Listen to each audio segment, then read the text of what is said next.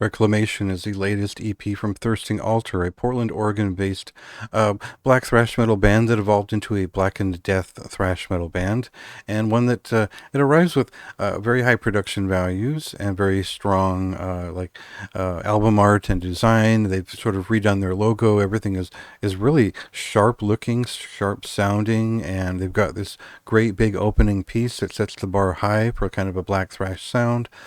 And we have a variety of interesting musicians involved. So, like from the moment that I heard this first song on this EP, I was pretty stoked. So let's just jump into that, get a wave of hype from that, and we'll discuss the fallout from that point.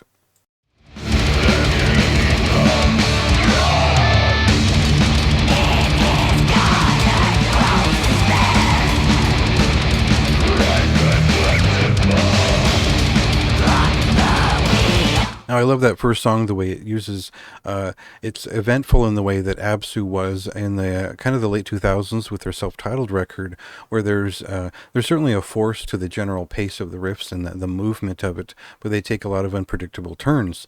And then it evolves into sort of a symbolic era death sense of movement as it moves along.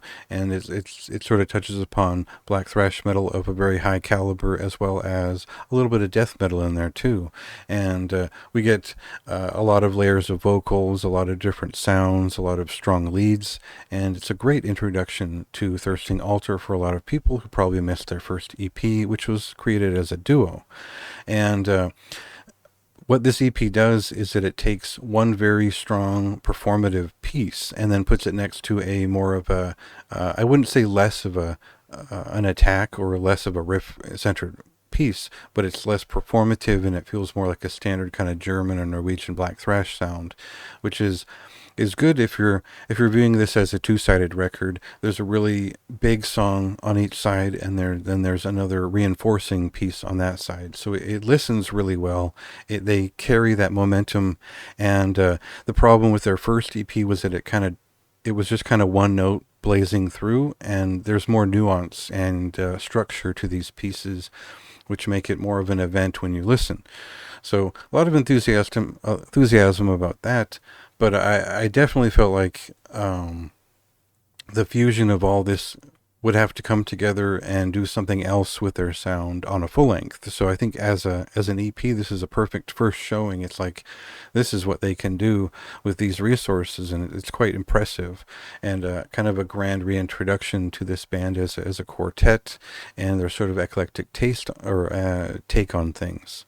So I'm interested to see where they go with it as they get into the minutiae of constructing more songs and different types of songs. But these kind of two general templates for songs are really effective, and it makes for a grand entrance for the band again, and something that is kind of surprisingly hype-worthy here at the beginning of the year. So the score might seem low, but it's really more so that it didn't feel like a full experience so much as an early showcase of what they can do now. And I think there is a lot of personality and a lot to connect with here, and a lot of that comes with the strong just enjoyment of the energy they put out here, a lot of the riff craft, and a lot of the maybe the vocals are a little bit overdone at times in terms of the layers. They could let some of the riffs speak for themselves a little bit more, but I like the placement of the bass guitars, and a lot of it's just really well played. I think that it just wasn't as immersive as maybe it could have been, and EPs always have questionable lasting value depending on how much it really says and does. So overall, I was very impressed by this record. It's still a high recommendation, and one that I think will appeal to a pretty broad audience of people interested in black metal, black thrash metal, and death metal as well. So check it out. I believe it comes out on the 19th, and there's a couple of songs up now. You can listen to those and check out my written review if you feel like it.